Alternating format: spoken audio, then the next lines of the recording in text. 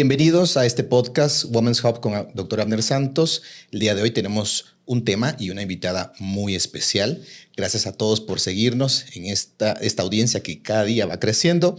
Y hoy vamos a tocar un tema muy relevante y creo que para nadie va a ser sorpresa escuchar la palabra endometriosis. Hoy hablaremos exclusivamente de eso y para eso tenemos una invitada muy especial. Nos acompaña desde Querétaro, México, la doctora Ana Sierra. Ana, qué gusto tenerte por acá. Muchas Bienvenida. gracias por invitarme. Gracias por aceptar esta invitación, No, a pesar de tu apretada agenda. Pero vamos a pasarla bien aquí platicando un poquito del tema que más te gusta y de lo que más haces en tu práctica diaria. Les cuento un poquito, pero igual nos va a contar Ana un poco de ella misma y de su formación, pero ella es ginecóloga como especialista general y además tiene una especialidad en neuropelviología que muchos van a decir, ¿y eso de qué se trata? Y eso vamos a hablar un poquito hoy, porque es una especialidad relativamente nueva, pero que está cambiando literalmente la capacidad y el manejo de todo lo que es la endometriosis. Así que Ana, bienvenida, gracias por estar aquí. ¿Cómo te sientes? Pues muy emocionada. La verdad es que Guatemala nos ha tratado de una manera maravillosa, nos ha recibido con mucho calor y con unos paisajes hermosos. Entonces, pues la verdad es que muy contenta de estar aquí. Bueno, pues esperamos que no sea tu última vez. Seguro que no lo va a hacer a cómo vas. Ahora creo que tiene agenda apretada también aquí en Guatemala, así que te vamos a estar buscando. Y por cierto, quería preguntarte y que me cuentes un poquito de ti, un poco de tu formación, por qué decidiste ser ginecóloga y luego la neuropelviología, antes de que contemos qué es, pero ¿cómo te fuiste orientando hasta esta rama? Pues yo quería algo quirúrgico y la verdad es que busqué varias como especialidades en las que se pudiera uno desarrollar, o sea, haciendo cirugía y también que pudieras tener esta otra parte de consultorio. Y en sí, la consulta de ginecología y las mujeres en general, o sea, como esta plática que puedas tener con ellas, se me hizo como diferente, ¿no? No se me hizo nada más la cirugía y ya, sino que se me hizo el poder conocer a la paciente y esta relación médico-paciente que es como tan especial que nosotros los ginecólogos tenemos. Entonces, sí, es comunicarte. Yo siempre he dicho que tal vez todas las especialidades en la medicina en general que tratan con personas, pero en especial la ginecología, tienes que tener como ese tacto. O sea, te tiene que gustar el trato con la persona. Si no te gusta el trato con las personas, ya inmediatamente puede que no te visualices como dentro de los mejores ginecólogos o ginecólogas. Y hablemos un poquito, Ana, de la neuropelviología, antes de entrar a hablar de la endometriosis, porque es algo que conozco un par de colegas que lo hacían, pero para mí era como anecdótico, para mí era como wow, todavía de libros. Y bueno, y aquí estás tú haciéndolo con toda la maestría del mundo, como una de las mayores expertas en toda Latinoamérica. Así que cuéntame un poquito de qué es la neuropelviología. Yo creo que uno de los temas que más nos intrigan cuando empezamos a hacer ginecología es dolor pélvico crónico. O sea, cuando empiezas es como esta barrera, ¿no? O sea, como que te enseñan a manejarlo y te enseñan cuando tienes que exponer el tema de dolor pélvico crónico, siempre era así como de descarta infecciones y descarta, y es una lista enorme de cosas, ¿no? Y estando en IRCAD, en Barretos, en Brasil, estábamos en el camión y uno de los doctores me dijo, oye, ¿y no has escuchado la neuropelviología? Y yo así como, ¿de qué? ¿Neuro qué? ¿Qué es eso? Ajá. Y ahí es cuando empecé a buscar y encontré la Sociedad Internacional de Neuropelviología, ISON. Y encontré los trabajos del doctor Mark Posover. Y encontré esta frase que dice, el dolor no es una patología, el dolor es información que viaja por los nervios. Oh, qué bonito. Entonces, si empiezas a ver, o sea, el dolor no como tu enemigo, sino como otra pista más para encontrarlo, ¿no? O sea, no es algo que tú tengas que anestesiar en la paciente o algo que tengas que eliminar a fuerza, porque realmente te está orientando sobre dónde está el problema. Y no siempre es que las pacientes estén locas o que tengan algún problema psiquiátrico, porque muchas de las pacientes que tienen dolor pélvico crónico ya han pasado por psiquiatría, sino que tienes que encontrar qué es lo que le pasa a la paciente. Y todo este como mecanismo o el algoritmo de neuropelviología en el que te enseñan cómo hacer bien una historia clínica, cómo hacer bien una exploración física, como que me cambió muchísimo el chip y me empecé a enamorar y me empecé a meter y me empecé a meter y me empecé a meter. Y ya luego fui a Zurich a un workshop que hace el doctor Posover y con todo el tema de anatomía y estas cosas, no sé, como que cada vez que me meto más, encuentro más cosas y encuentro respuestas, ¿no? Entonces como que eso fue lo que me empezó a encantar de la neuropelvia. Porque una de las cosas más curiosas y que a mí más me encanta es que creo que todo mundo asume que dentro de la medicina tenemos todo resuelto. Claro. Tal vez a lo mejor las personas que no están en el campo no creen así como, bueno, pues ya saben todo de anatomía, ya saben todo de nervios, ya saben todo de absolutamente todo. Sí. Y luego nos topamos en las especialidades, por ejemplo, En ginecología general, la verdad, ¿qué tanto te enseñan de dolor? Más allá del dolor agudo, del dolor de algunas patologías en especial, pero realmente el manejo del dolor crónico no tenemos prácticamente una idea muy clara, ni siquiera de cuál es la diferencia entre un dolor agudo, algo que pasa en los primeros días, a un dolor crónico después de 3 a 6 meses. Y no entendemos como que esas definiciones y conceptos del dolor. Y ahora encontraba un artículo que recién se publicó este año, precisamente, una de las revistas, creo que es de la revista de ginecología laparoscópica de Estados Unidos, la nueva definición o la sugerencia de definición de todos los términos y las ramas nerviosas y todas las partes y las estructuras anatómicas. Entonces es algo que estamos empezando a descubrir y creo que ustedes están siendo como esa punta de lanza en el enseñarnos que el dolor pareciera que es una ruta mucho más compleja de la que hasta hace poco creíamos tener. Y otra de las concepciones muy, no sé, creo que nos vamos a meter a un tema aquí un poco picante, pero lo quiero tocar. Y es que todos creen, a ver, si hablamos de endometriosis, que vamos a empezar a hablar de endometriosis. ¿Con qué salíamos de las escuelas de ginecología general? ¿De quién es la endometriosis? ¿Qué especialista es la endometriosis? Pues del Creíamos, ¿no?, que era el Sí, ginecólogo. porque son quistes en los ovarios. Claro, por ahí Sí. empezábamos a creer Claro. que era campo el ginecólogo, pero ¿qué podemos decir de eso ahora? Pues endometriosis es una enfermedad sistémica, no es una enfermedad ginecológica, porque la verdad es que el tejido de endometriosis, que es similar al del endometrio, pero no es igual, puede aparecer en cualquier órgano del cuerpo humano, ¿no? Cuando hice el máster nos decían, tú nunca vas a encontrar endometriosis en el vaso, porque el vaso es un tejido linfoide, entonces siempre se va a defender, entonces nunca vas a encontrar. Ya tengo 2 casos de esplenectomías por endometriomas en el hígado, en el vaso. En el vaso. Entonces sí es, o sea, como que cada vez que empezamos a meternos más, nos intriga más, ¿no? Igual ya sacamos un tumor retropancreático y era un endometrioma de 13 centímetros, ¿no? Entonces, como que no la crees, o sea, cuánto afecta la vida de las pacientes, sobre todo, ¿no? Porque han sido, el término es como gaslighting, o sea, como que no las pelan y les ignoran sus síntomas y les dicen, no, pues es que esto es normal. Claro. Y lo vivimos, yo creo que eso a nivel mundial, ¿no? O sea, como que no es nada más en México de que somos mujeres y venimos aquí a sufrir.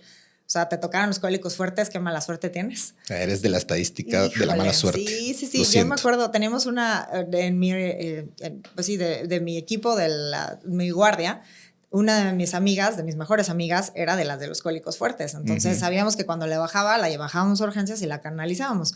Pero era como, ay, qué mala suerte, te tocaron los cólicos fuertes, ¿no? Entonces, y nunca se le daba una solución. Era algo que tenían que aguantar. Entonces, son cosas que mientras más te metes, dices, es que les tenemos que dar una opción de vida. O sea, no pueden vivir así siempre. Porque a lo mejor quien escucha esto y tiene cólicos muy leves y dice, pero a mí nunca me pasa. Pero a lo mejor está alguien también que tiene cólicos muy fuertes y dice, esa soy yo. Y cuando te afecta el dolor, yo tengo pacientes que han tenido que cambiar de trabajo porque cada vez que tienen su menstruación es literal incapacitante. Incluso algunas que hasta paran con desmayos o cualquiera de ese tipo de cosas que no les permiten ni siquiera continuar una vida normal. Y cuando vemos que ese número va creciendo, porque yo te lo juro, veo en la clínica cada día más dolor. Yo manejo mucho el dolor desde el punto de la perspectiva pélvica, dolor pélvico y síndromes miofaciales y bueno, todo lo que es la musculatura pélvica alrededor. Claro. Pero luego me doy cuenta que hay mucha sintomatología que no se puede explicar solamente desde un punto de vista como pélvico. Y te voy a contar una anécdota, es que nosotros tuve una paciente con un tumor en vejiga y bueno, tumor en vejiga, vamos a ver qué es. Hicimos biopsias y todo y las biopsias eran pequeñas y con tejido inflamatorio no sabíamos. Bueno, entramos a operar y entré con un equipo multidisciplinario, incluso con un oncólogo porque pensábamos que era cáncer. Cuando estábamos ahí, los 3 con cara de, ¿qué es esto? ¿Qué es esto? Y bueno, al final tuvimos que retirar el tumor, todo lo que se pudo. Dejamos hasta unos clamps listos para radioterapia por si era necesario. Y cuando vino el diagnóstico de patología, sorpresa, endometriosis. Entonces, con esto te quiero decir el desconocimiento que tenemos. Y digo tenemos porque pues, a lo mejor los que no manejamos exclusivamente endometriosis, nos vamos a topar, y ese es quizá el otro punto que quería topar contigo, ¿qué se necesita para ser un especialista en endometriosis? Porque si ya vimos que la endometriosis puede llegar, o sea, yo he escuchado casos en pulmón, yo digo, bueno, pues ahí no va a entrar el ginecólogo, ¿no? Entonces, probablemente ya no es una cuestión de una especialidad, sino un trabajo en equipo. Pero lo otro es ese trabajo en equipo. ¿Cuáles son las características que alguien que sabe tratar endometriosis o que se dedica a esto tiene que tener? Lamentablemente todavía no hay una formación especial para endometriosis. La verdad es que, o sea, si vas a México y dices yo quiero tratar endometriosis, pues cualquiera que se crea que quiere tratar la endometriosis lo va a decir. Aquí lo que estamos intentando es regularlo, ¿no? O sea, hay entidades que estamos formando como Endolatam, o hay uno que se llama Master Surgeon, hay otro equipo que es I Care Better. Entonces tú mandas tus cirugías para corroborar que efectivamente estás haciendo una escisión de endometriosis. Pero que haya una escuela en la que te enseñen, todavía no, estamos en proceso y queremos crearla porque la verdad es que ha sido pues una escuela de nosotros empezar y buscar y buscar y buscar soluciones, ¿no? Tuve la fortuna de ir con el doctor Ranova Ties a Dubái y ahí tuve el máster de endometriosis o manejo avanzado de endometriosis y Anatomical Landmarks. Entonces, como que ha sido una búsqueda, o sea, constante de mejorar la calidad del tratamiento de las pacientes. Porque la verdad es que ya cuando lo estás tratando te das cuenta de lo poquito que sabemos de la enfermedad. Mucha gente sí piensa que el dolor es el síntoma más frecuente y solo el 70% de las pacientes tienen dolor. El síntoma más frecuente es ansiedad y depresión. 98% de las pacientes lo tienen, ¿no? Y cuando le dices eso a una paciente, dices que es que yo nunca tuve dolor, pero... Por ejemplo, empiezan a tener problemas para vaciar la vejiga, o sea, que empiezan con o sea, las micciones, o tienen que vaciar su vejiga cada hora, o se tienen que parar para hacer pipí en las noches, o que empiezan a tener problemas del piso pélvico, ¿no? O sea, dispareunias o problemas para vaciar el esfínter anal, o que de plano ya no sienten cuando tienen ganas de ir al baño, ¿no? Entonces, todo eso son manifestaciones de endometriosis. O hay endometriosis intrínsecas de nervio ciático, o sea, que la pelvis está limpia y empieza la endometriosis en el nervio ciático. Entonces, son cosas que poca gente conoce y las tiran a locas. Claro. Porque no tienen nada en la pelvis, entonces no puede ser endometriosis. No tienen nada detectable, que ese es el otro punto hasta hoy. Nosotros estamos acostumbrados a ver y tratar. Pero ¿qué pasa cuando no vemos? Cuando el factor que yo quiero tratar es algo que no puedo ver. Y eso es algo que en el diagnóstico de endometriosis ha sido muy complejo. Y fíjate, a mí siempre me parece increíble que una patología que tiene, no te digo ni siglos, milenios de existir, porque no creo que sea algo de hace reciente, y conozcamos tan poco. O sea, es impresionante que conozcamos tan poco todavía de la endometriosis. Es algo que te genera ese cierto sinsabor cuando estamos en el campo, en la medicina, en la ciencia médica. Quisiéramos tener para nuestros pacientes todas las respuestas, ¿no? Al pie de la letra, decirte, entendemos perfectamente lo que está pasando y vamos a hacer A, B y C para tratarlo. Y cuando nos enfrentamos a la endometriosis, ese A, B y C no tiene orden. No sabemos estrictamente y hasta ahora estamos entendiendo cómo hacer ese mapeo porque hasta antes solo teníamos las cirugías, pero ahí tengo pacientes que llegan con 28 años, 30 años y ya llevan por lo menos 6 cirugías encima. Claro. O sea, ese es un tipo de, una calidad de vida como bastante mala y al final creo que tenemos que entender un poco mejor y ayudar a estas pacientes que, como tú lo decías, son pacientes que están como destinadas al silencio, al aguantarse. Ni modo, el clásico es mujer, le tocó. Entonces, pues, aguántese. Qué mala suerte. Mencionabas un poco que la endometriosis no es solo, antes decíamos, es por reflujo del endometrio o es tejido endometrial. Claro. Pero platícame un poquito más de qué es la endometriosis. Bueno, primero, o sea, esto de la génesis de la endometriosis, gracias a los trabajos del doctor David Redvine, sabemos que dentro de la misma gastrulación, o sea, cuando las pacientes son unos embrioncitos, cuando somos embriones, todas las células se empiezan a dividir. Y de repente, no sé, un grupo de células dice, bueno, nosotros vamos a hacer unos pulmones y nosotros tenemos que migrar al tórax. O nosotros vamos a hacer corazón y tenemos que migrar al tórax. Bueno, y las vísceras pélvicas que vienen del mesodermo esplácnico van a migrar hacia la pelvis. Y en esta migración del mesodermo esplácnico, no todas las células se quedan juntas, sino que unas se desperdigan en el camino. Entonces son células que nacen, crecen y se desarrollan por fuera del útero. En ningún momento están dentro. Tienen características similares a las del endometrio, pero no son iguales. Claro. Pueden producir su propia gasolina, producen sus propios estrógenos. Entonces, esto es lo que crea este microambiente en el que se facilita que sigan produciendo los estrógenos. Pero hay pocos estudios que realmente demuestran que los estrógenos se van a nivel sistémico, sino que se quedan ahí haciendo ese microambiente inflamatorio. Entonces, los mastocitos y los linfocitos, que son células inflamatorias, llegan a intentar comerse ese tejido que no saben qué es y liberan unas citocinas o unos químicos inflamatorios y dentro de ellos es un factor neurogénico.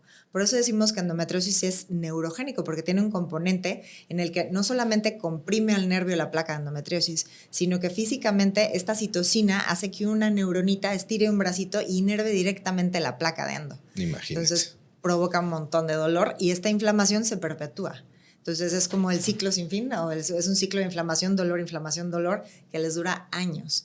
¿Qué es lo que tú decías al principio? Que el síntoma más frecuente no es ni el dolor, que es lo que Hay pacientes que clásicamente no tienen creemos, dolor. es la ansiedad. Y yo, wow. Ansiedad y depresión. Que de hecho en las teorías del dolor, en la teoría de la compuerta del dolor, manejamos el hecho de cómo las emociones pueden ser ese factor que empeore la percepción de un dolor, incluso que cree lo que llamamos hiperalgesias o aludinias, que es cosas que a lo mejor no son dolorosas, el cerebro las interpreta como muy dolorosas por el nivel de aferencias, por el nivel de nervios que están transmitiendo una señal de esto duele, esto duele, esto duele. Y al final es como un dolor que se explota a ser una gran cosa cuando a lo mejor no lo sería, pero eso es algo que pasa en el dolor crónico. Y luego eso pasa por las emociones. Esta es una de las cosas que a mí siempre me ha fascinado del manejo del dolor, que cuando tienes dolor crónico ya no se trata solo de lo que causa el dolor, sino que como pasa por los tálamos donde están las emociones, el dolor se interpreta como emoción. Entonces el dolor es miedo, el dolor es frustración, el dolor es tristeza. Y luego una pregunta clásica que nos hacíamos los quienes manejamos dolor es, ¿qué es primero, la depresión y la ansiedad o el dolor? Porque definitivamente las dos, cuando es dolor crónico, es parte de... van juntas. Casi siempre. Yo es rara la vez que he visto una paciente que sufra dolor crónico y no padezca ansiedad. Claro. Y ahora lo que tú dices, pues obviamente justifica un porqué, que ahora la mejor señal de endometriosis puede ser la ansiedad. Eso me pareció impresionante. Sí, o sea, de verdad que cuando les platicas eso a las pacientes y les dices, oye, es que tu ansiedad es un síntoma de tu endometriosis, como que descansan y dicen, no era yo. O sea, no estoy loca, o sea, esto es parte de la misma enfermedad, ¿no? Claro. Y muchos lo describen como este alien o como este ente con el que comparten su cuerpo.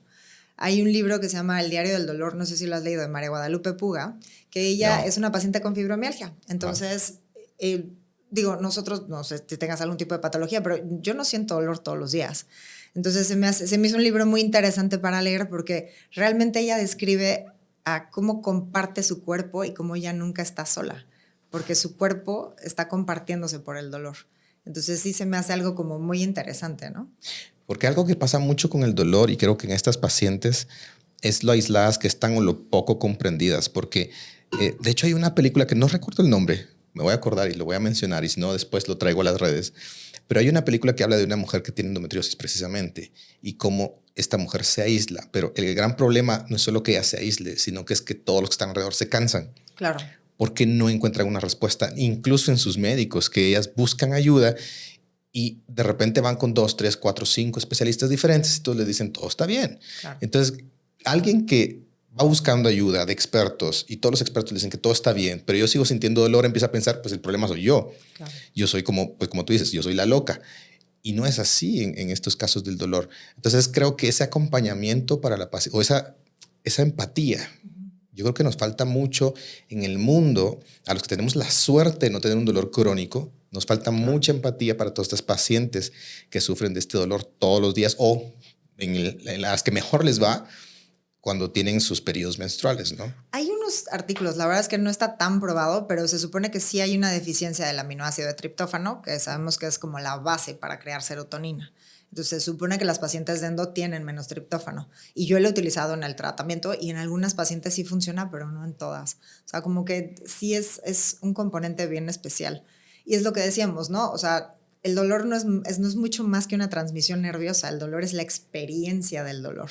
En muchos casos, inclusive, y es la memoria del dolor. Porque aunque quitemos la lesión de endo, este pathway ya está tan hecho y esa propiocepción está tan aumentada que es bien fácil que sientan dolor y ya ni siquiera puede haber estímulo, ¿no? Es más algo así como el miembro fantasma, ¿no? Aquellos pacientes que son amputados o que pierden sus miembros de una manera tal vez accidental y que obviamente ya no lo tienen, pero hasta siguen sintiendo dolor en ese que le llamamos el síndrome del miembro fantasma. Se me hace que es algo muy parecido a eso, ¿no? El dolor como una huella, como una memoria. Como una memoria. Y también, o sea, con esto o sea, no puedes quitar un nervio, ¿no? Porque luego todavía hay médicos que creen que cortando los nervios de la pelvis puedes mejorarles el dolor y por eso hacen neurectomías presacras y les cortan el plexo hipogástrico superior. Entonces, no sirve absolutamente de nada. Y además de todas las complicaciones que puedes tener al quitar todo el sistema nervioso autónomo de la pelvis, ya no tienes cómo manejarles el dolor. O sea, ahora sí ya, o sea, se acabó. Dejaste el muñón del neuroma y ¿qué vas a hacer, no? Entonces, ay, es bien complicado. O los que hacen todavía el procedimiento de Luna, que les queman los ligamentos uterosacros. Nosotros sabemos que los 2/3 inferiores de los ligamentos uterosacros es el plexo hipogástrico inferior. Entonces, tenemos pacientes que les hacen ablaciones todavía, que endometriosis debe de ser escisión, o sea, tenemos que quitar la lesión, no tenemos que quemarla, porque nos enseñaron esto en ginecología, ¿no? A mí me dicen, las chispitas de chocolate las quemas con el cauterio y ya se quitan. Sí. Entonces, sabemos que si inflamas algo más de una entidad Peor. que es inflamatoria, solo les empeoras el dolor. Y peor aún, la recuperación de ese nervio es bien difícil. O sea, hemos tenido pacientes que de verdad ya no, o sea, vaciar la vejiga, intentar tener actividad sexual o vaciar, o sea, el esfínter anal es bien difícil para ellas. Y aunque les quitemos las lesiones y les quitemos la parte quemada, o sea, restablecer esa fibra neuronal es bien difícil, sobre todo, pues mientras más grandes somos, ¿no? Claro. Oye, hablemos un poquito de como los signos iniciales de la endometriosis, porque seguramente muchos de los que van a oír este podcast a lo mejor son papás que tienen hijas y que a lo mejor están viendo cosas que les empiezan a preocupar porque mi hija se queja tanto del dolor. ¿Cómo empieza la endometriosis o cómo ayudamos a estos papás que a lo mejor puedan estar preocupados de ¿será que mi hija tiene o no tiene endometriosis? ¿Y cuándo empezar a acudir con nosotros como para decir, creemos que hay un problema, creemos que tiene endometriosis? Claro, o sea, la dismenorrea no es normal. Si es una dismenorrea incapacitante, puede ser desde el primer ciclo menstrual que se manifiesta. Hemos tenido pacientes nos llegó una chavita de 13 años que a sus 11 años le habían quitado ya un ovario. Entonces son cosas que dices, es que ni siquiera las tienes que mutilar, ¿no? Entonces, sobre todo esto de la génesis que decimos de la endometriosis, no está en el endometrio. Entonces, si les quitas el útero, van a seguir teniendo endometriosis. Tantas pacientes que les hacen histerectomía y les prometen que con eso, si ya no menstruan, no van a tener dolor. No es cierto, porque si tienen un nódulo intestinal y solo les quitan el útero, van a seguir teniendo el nódulo intestinal. Y el mismo dolor. Y el mismo dolor si no les quitan la lesión, o sea, y la inflamación. Entonces, es bien complicado esta parte, ¿no? Sí. ¿Qué dirías tú que es el primer, aparte de esto, digamos que a lo mejor no es la paciente clásica y empieza como un poco más, voy a decir, tedioso? Ok. ¿Cómo detectamos a una paciente con endometriosis en sus primeros años? Pues esto, o sea, lo más frecuente es la dismenorrea, o sea, son las menos, o sea, si el 70% tienen dolor, solo un 30% empezarían con otros síntomas de piso pélvico o depende de dónde esté la lesión. Un compañero nuestro en Tijuana tuvo el caso de una paciente que estaba en un psiquiátrico porque no podía hablar durante su ciclo menstrual, porque tenía la laringe. Tejido endometriosis. Wow. Hemos tenido pacientes con epistaxis durante el ciclo menstrual porque tenían tejido endometriosis en la nariz. O sea, cosas que dices ya son... Sí, claro, ya. O sea, ¿qué pasó? La endometriosis nos empezó a invadir todo. Pues los hemotórax catameniales, o sea, que durante tu ciclo menstrual no puedas respirar o tengas este dolor retromamario que se irradia hacia la escápula y sientas como aire. Hemos tenido pacientes que se empujan el aire. Tuvimos una en República Dominicana que se empujaba el aire desde el cuello y le salía el aire desde el ojo, porque tenía, o sea, neumotórax catameniales. Entonces, son cosas que dices que, o sea, de verdad, lo que me digan yo ya lo creo. O sea, sí. La verdad es que es una gama de síntomas y de trastornos que puede parecer ridículo, pero casi que cualquier dolor que pueda sentir de repente y por ahí podría tener una relación. Sí son asociados al ciclo, o sea, son cíclicos. Sí. Ya cuando se va cronizando el tema, pues ya es como todo el tiempo, ¿no? Pero los síntomas en un inicio se asocian mucho al ciclo menstrual. Entonces, cuando empiezas a ver que justo esos días estás teniendo esos síntomas, ahí hay que acudir. Y si tus ciclos menstruales son incapacitantes, acude. O sea, no es normal. Esa es una señal de alarma segura. Sí, no. Ciclos menstruales con dismenorrea, que es el dolor con la menstruación, que te deje tirada en la cama, que no puedes hacer nada. Si no puedes hacer tu vida, no es normal. Si no se quita con un analgésico, no es normal. Claro, porque igual, o sea, puede haber dolores más leves, pero a lo mejor si son como muy tratables, puede ser algo como más llevadero. Pero si es algo muy, muy fuerte, yo creo que hay que acudir a ayuda. O sea, yo he visto casos de pacientes que de verdad la pasan terrible y cuando llegan a casos tan severos que han tenido cirugías y que, sorpresa, no encuentran nada, que eso es lo peor. O encuentran lo que tú dices, un par de puntitos de chocolate, los quitan y a lo mejor un sub 20-30% mejoran, pero nada más, por una temporada muy corta. Luego vuelve otra vez el problema y esto se vuelve como complicadísimo. O tienes que ir con especialistas, ¿no? Porque hay más de 10 tipos diferentes de la manera en la que puedes ver endometriosis, porque hay endometriosis roja, hay endometriosis blanca, hay endometriosis amarilla, y yo nada más no son los puntitos de chocolate, claro. ¿no? Entonces, si nada más estás esperando ver las lesiones oscuras, te vas a encontrar que te va a faltar mucho el diagnóstico. Entonces el chiste es ver y ver y ver y ver. Ir a centros especializados que desayunen, coman y cenan endometriosis. Eso. O sea, no hay más. Ya cuando... Es como la película de Matrix, que les ponen, una vez que lo ves, ya no lo puedes dejar de ver. Sí, algo así, así. ¿no? Sí. Y es que la verdad es que cuando hablábamos justo de que para convertirte en experto, ya hablando tal vez a los colegas médicos, para convertirte en experto en algo, te tienes que dedicar muy exclusivamente a eso.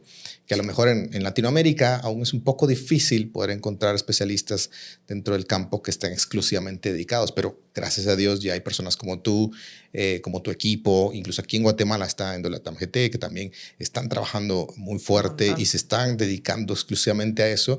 Y creo que eso nos proyecta un futuro maravilloso para el manejo de la endometriosis. Cuando ya hay personas que, lo que tú dices, ven esto todos los días, obviamente el diagnóstico, el tratamiento, el manejo, la parte quirúrgica, todo va a ser como mejor, va a fluir mejor o la expectativa para el paciente va a ser mucho mejor. Ahora hablemos un poquito de los casos más severos.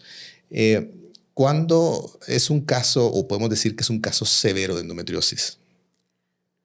Es que, o sea, la verdad yo ya dejé de utilizar esa clasificación, o sea, la de los grados y así, porque cuando la paciente no puede o tiene que programar su vida para 3 semanas porque una semana no vive, y hay que entender que, o sea, el grado de invasión de endo no se correlaciona con el grado de dolor. La endoperitoneal duele igual de fuerte. O hay pacientes que no tienen dolor. Yo operé a una muy buena amiga que tenía endometriosis, o sea, en los 2 ovarios, intestino, vejiga y diafragma. Y no tenía dolor menstrual. Me dice, es que yo estoy a toda madre. O sea, ¿por qué me quieres operar? Y porque ya tienes en órganos pélvicos. O sea, ya estás subocluida. O sea, tú ya te acostumbraste. Pero esto de ir al baño cada hora no es normal. O sea, ese tipo de situaciones que las empiezan a normalizar porque les dijeron, o sea, pues es que yo tengo la vejiga chiquita, ¿no? Entonces yo soy así. Ese tipo de situaciones como que sí te llaman un poco la atención. Entonces, ¿qué tan severo es severo? Pues si te está limitando tu calidad de vida, si no puedes aprovechar tu vida, si estás fatigada todo el tiempo, para mí eso ya es severo, la verdad. O sea, como que no tanto es compromiso multisistémico, que sería como la categorización que antes hacíamos, pero es que al inicio decían, no, pues si se sale del útero o si se sale de los ovarios, ya es severa. Pero pues, o sea, ¿qué tan severo? O sea, es severo si tienes en el intestino o tienes en el diafragma. Por eso esa clasificación no nos gusta tanto y usamos la de ENSIAN, en la que sí nos describe exactamente dónde están las lesiones. Porque pues no tienen, o sea, los síntomas de una paciente que tiene en el diafragma y en el pericardio van a ser muy diferentes que la que tiene en intestino y las dos son severas. Entonces, ¿y cómo estandarizas esos síntomas como en un mismo rango? No se puede. O sea, la verdad es que yo es lo que les digo, o sea, si esto limita tu capacidad para vivir y para poder estar con tu familia o estar en una reunión, poder trabajar todas las semanas, o sea, para que no tengas que organizar tu vida en 3 semanas, ¿no? A mí eso, que cuando me dijeron es que si yo tengo que, o sea, todo en 3 semanas, porque sé que una semana no voy a trabajar, apago las luces y me hago bolita una semana y estoy vomitando, estoy, o sea, al lado del excusado hecha bolita por dolor. O sea, es que no, no tienes que vivir así. Sí, y cuando ves esos casos, qué bonita, de verdad que me gusta más esa clasificación, porque luego la otra clasificación es muy, tratamos de hacerla objetiva, pero realmente no es objetiva. Cuando te enteras realmente que la endometriosis puede estar no solo en la cavidad peritoneal, no solo en la parte reproductiva, sino que puede estar en un montón de lugares. Entonces, como que nuestra clasificación clásica pues pierde un poco sentido. Sí, la verdad es que ya no tiene como... Y me gustó lo que dices, que es cuando esta incapacidad o te está limitando tu calidad de vida. Claro. Y no tienes idea de cuántas pacientes trato yo con síntomas de tracto urinario inferior que no encontramos una respuesta. Ya pasaron por 15 a 20 médicos diferentes. Lo que tú dices, van muy seguido al baño, hago una cistoscopía. Y a veces incluso la cistoscopía la encuentro limpia, no encuentro nada. O sea, he tenido como 2 o 3 casos que he encontrado focos en vejiga y he tomado la biopsia y efectivamente era endometriosis. Pero 2 o 3 casos de 1000. No, es que endo crece extrínseca siempre. Casos intrínsecos son los menos. O sea, crece de afuera hacia adentro. Entonces es igual cuando hacen las colonoscopías. Solo el 3% de las colonoscopías te van a salir positivas. Hemos tenido pacientes con nódulos de 5 centímetros afuera, pero la luz se ve normal. Entonces no lo van a ver porque está en la pared. Entonces, hasta que no quitamos ese segmento y lo abrimos y vemos cómo están las lesiones de endo, que curiosamente tienen una proporción áurea, no sé si las has visto. No. Ajá, o sea, si algún día haces una cirugía de endo, corta el nódulo por la mitad y vas a ver que tienen la proporción áurea. Es algo, es un detalle curioso de la endometriosis. Por eso dicen que es la enfermedad perfecta. Pues perfectamente. No, perfectamente indiagnosticable. Malísima, pero. Con la morbilidad más alta y todo, pero sí, es interesante. Pues, y a pesar de eso, que bueno, por ahí le han puesto el apodo del cáncer silencioso. Algunos También, le han puesto un tipo de. Sí, un tipo de apodo como coloquial de ese tipo, porque. Pues no es ni tan silencioso, pero bueno, los casos que tú dices que a lo mejor son asintomáticas, sí. Silencioso pero, porque no las estás escuchando a las pacientes. Exacto, yo creo que es eso. Tenemos que crear estas clínicas como lo que están haciendo ustedes, donde el apoyo sea como multidisciplinario, porque al final estas pacientes necesitan obviamente el diagnóstico acertado, necesitan el tratamiento correcto, pero necesitan el apoyo también emocional, psiquiátrico, psicológico. Fisioterapia. Fisioterapia para poder salir de todo esto, porque si no, no se puede. Si no, ya estamos lidiando que síntomas de tracto urinario y antimuscarínicos a morir y no funciona nada.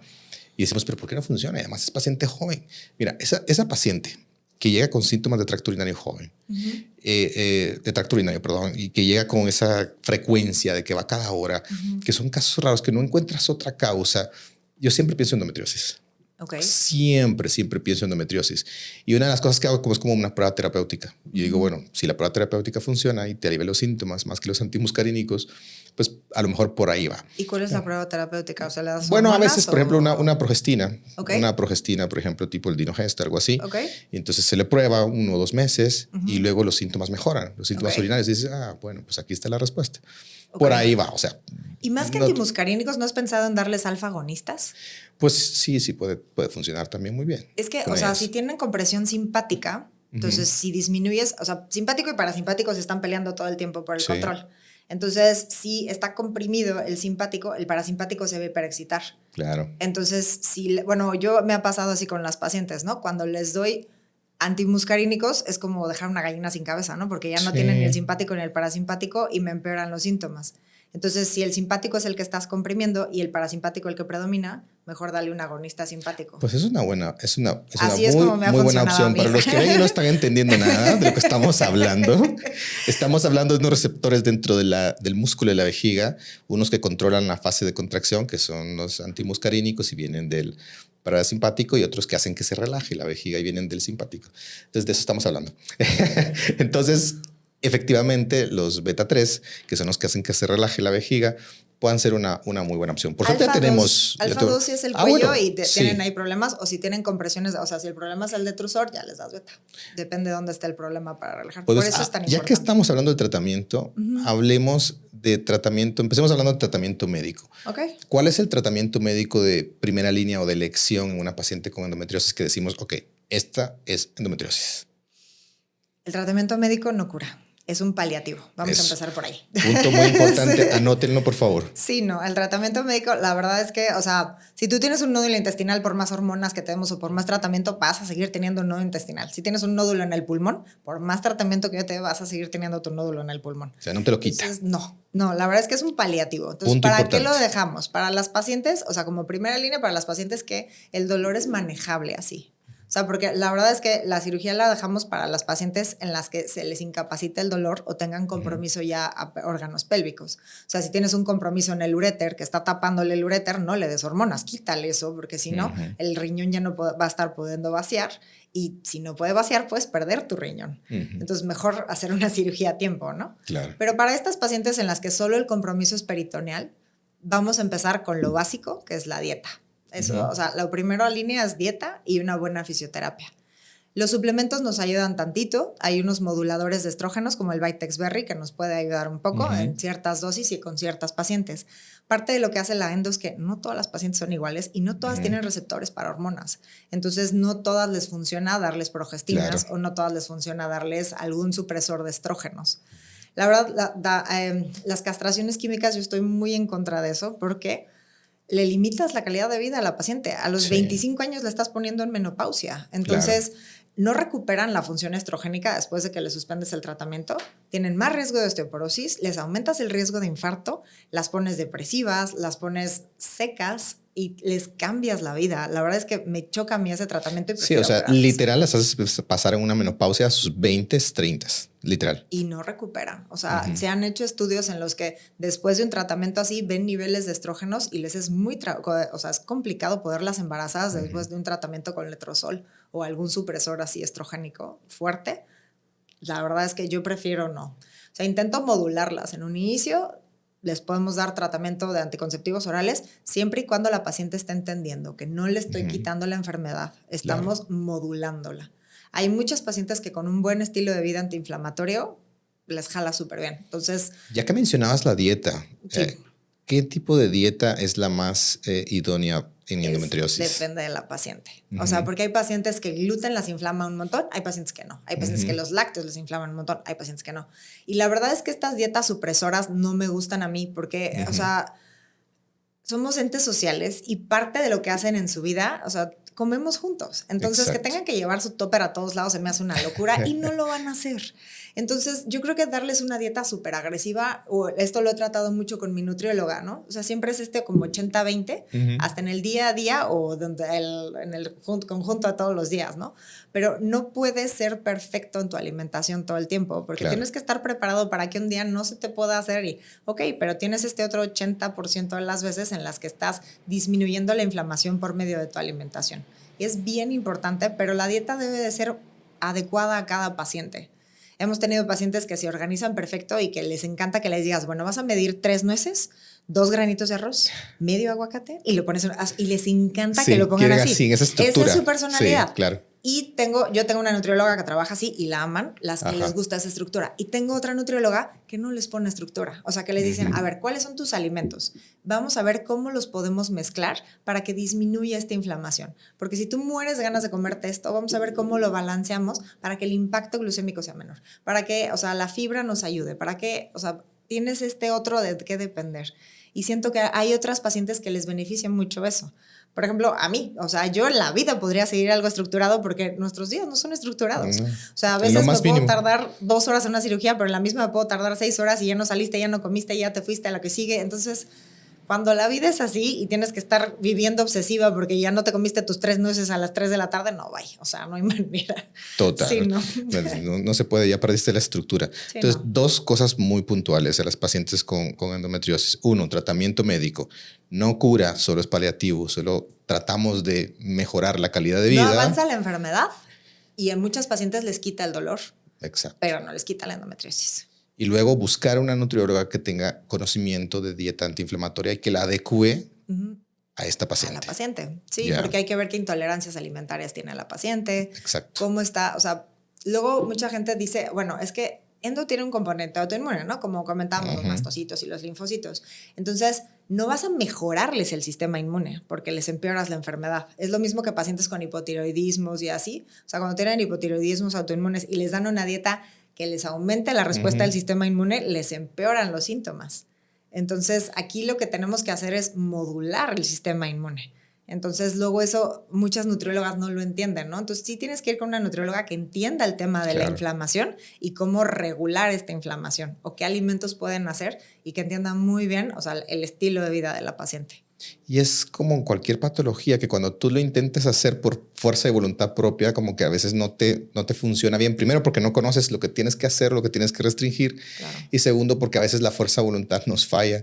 Creo que a todos. Cuando tenemos algo muy restrictivo, bye. O sea, no funciona. En algunos casos eso no funciona. Y ahora que hablamos de esto, me gustaría que toques un poquito del tratamiento quirúrgico. ¿Cuándo decides operar a una paciente? ¿Cuándo dices, ok, esta paciente necesita ir a cirugía? Cuando tiene compromiso de órganos pélvicos o cuando el dolor no se quita con el tratamiento pues, paliativo. O sea, si yo le doy tratamiento, empezamos con la dieta, ya le dimos los suplementos y me dicen, es que esto no está funcionando.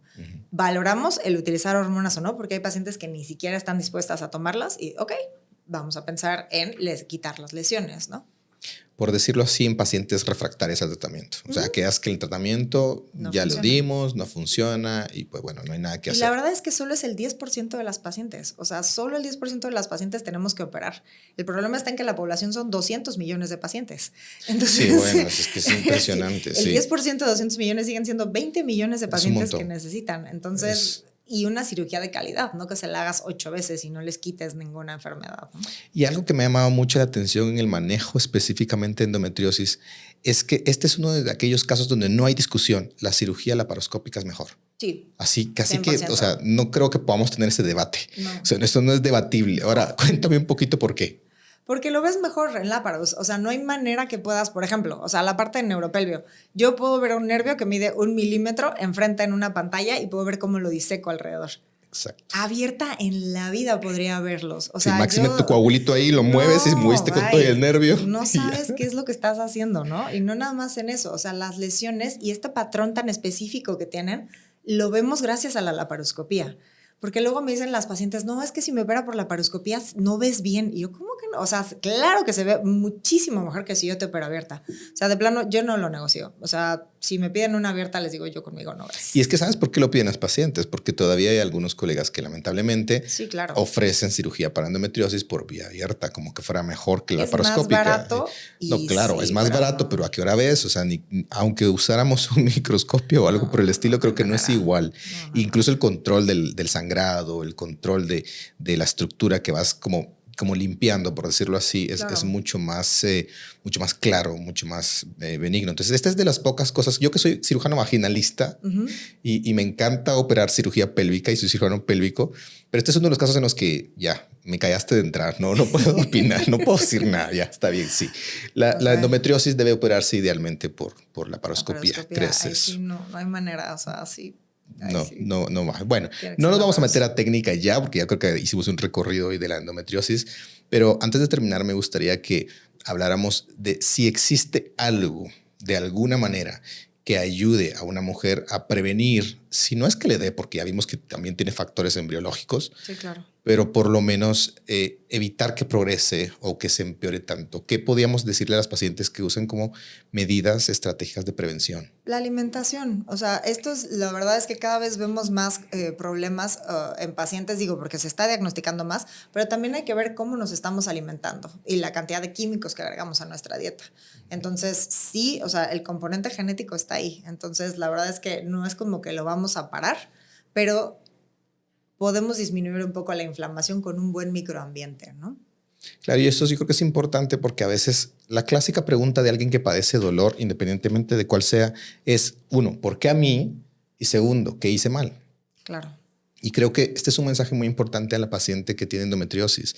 No hiciste nada mal. Nada mal. Lamentablemente, esta es una patología que tiene un origen... de los genes te fue mal. Sí, o sea, entonces, el bendito azar, que en este caso no juega para nada a favor. Entonces, yo siempre he visto que una de las mejores formas de empezar a abordar el dolor es quitar la culpa del dolor.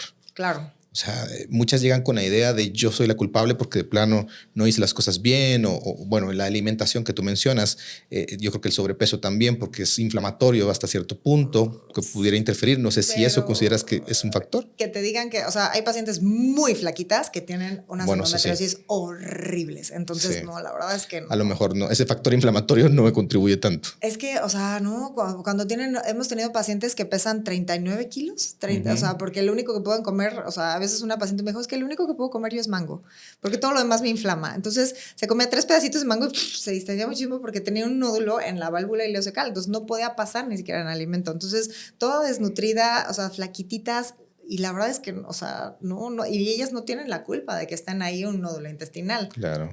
Bueno, qué bueno que tocamos ese punto, porque eso queda como otro mensaje. Esto no es culpa. Igual siempre es bueno una vida saludable, la liberación de endorfinas y todo, sí, pero claro, en general tampoco es que influya el sobrepeso directamente sobre esto. Entonces es una cosa muy importante, porque la mayoría de patologías casi que sí lo hace de alguna manera. Claro. Pues Ana, gracias. Yo creo que hemos tocado todo el tema de endometriosis y bueno, se preguntarán por qué neuropelviología relacionada con endometriosis. Bueno, porque precisamente son los neuropelviólogos como Ana que son los más aptos para hacer estas disecciones profundas de endometriosis o de nervios que están atrapados y que están atrapados en unos lugares que, bueno, no vamos a explicar la técnica quirúrgica, pero llegar a esos lugares donde Ana puede llegar para disecar un nervio es cosa de muy pocos cirujanos en el mundo. Entonces creo que es algo que es muy relevante y bueno, qué alegría me da saber que hay especialistas como tú que están empezando este camino y creo que ustedes van a traer una nueva generación de oportunidades para las pacientes que sufren de este tipo de problemas, que no es poco. quizás una de las cosas que no mencionamos, pero si mencionamos estadísticas, ¿cuál sería la estadística del número de mujeres que sufre de endometriosis en el mundo? La que empezó era 1 de cada 10. Ujú. Ya en México estamos sospechando 1 de cada 7. Wow. Es una locura. Es enorme cuando vemos el número global de mujeres. 200 millones. Sí, es Locura. terrible. O sea, es algo muy frecuente y por lo tanto es algo que amerita que también los especialistas estemos más conscientes y preparados para hacer este diagnóstico. Afortunadamente ahora tenemos los mapeos para poder hacer un mejor diagnóstico de dónde están, que antes no lo teníamos. Antes casi que, yo me acuerdo que hubo una época que nos enseñaban que era un diagnóstico clínico nada más y que pues ahí se quedaba y que la clasificación era de 4 grados y bueno, hasta ahí es donde digamos la gran mayoría de ginecólogos. Y luego hemos descubierto ahora que esto es mucho más grande de lo que imaginábamos. Sí. Y así que, pero también la buena noticia, o sea, no todos son malas noticias. La buena noticia es que cada día estamos entendiendo lo mejor. Cada día estamos encontrando herramientas nuevas, cada día se están publicando estudios nuevos, cada día tú operando todos los días, más de esto, cada día me imagino que encuentras algo diferente y dices, esto no lo había encontrado antes y ahora sí. Nos volvemos más precisos y un poco más hábiles, pero cada vez nos damos cuenta también de lo poco que sabemos y de lo mucho que seguimos teniendo que estudiar. Claro, y esa es una de las constantes que tenemos porque quisiéramos saberlo todo. Quisiéramos entender las cosas a cierto nivel y no se puede. A veces llega el punto donde tenemos que decirle al paciente, no sé, pero vamos a hacer lo mejor que tenemos con lo que tenemos y con las personas que tenemos. Y afortunadamente estamos teniendo personas cada vez más capacitadas. Y gracias a ti por estar haciendo este trabajo, incluso venir a Guatemala. Tú estás viniendo, creo que estuviste una semana entera trabajando aquí, operando. Y creo que eso es muy bueno porque eso nos ayuda a crecer todos juntos en este manejo. Así que gracias, Ana, por esta velada agradable. Estuvimos aquí conversando de endometriosis y espero que para todos los que nos escuchan quede algún mensaje muy importante. Por favor, cuéntanos dónde te pueden encontrar, tienes redes, dónde te puede encontrar un paciente que necesite de ti. En Ciudad de México, en Instituto Doyen, o bueno, en redes sociales es @DRA_Ana Sierra. Muy bien, pues ya saben dónde buscar a la doctora Ana Sierra. Gracias a todos por estar en sintonía de este capítulo. Y esto fue Women's Hub con el doctor Abner Santos. Gracias a todos. Muchas gracias.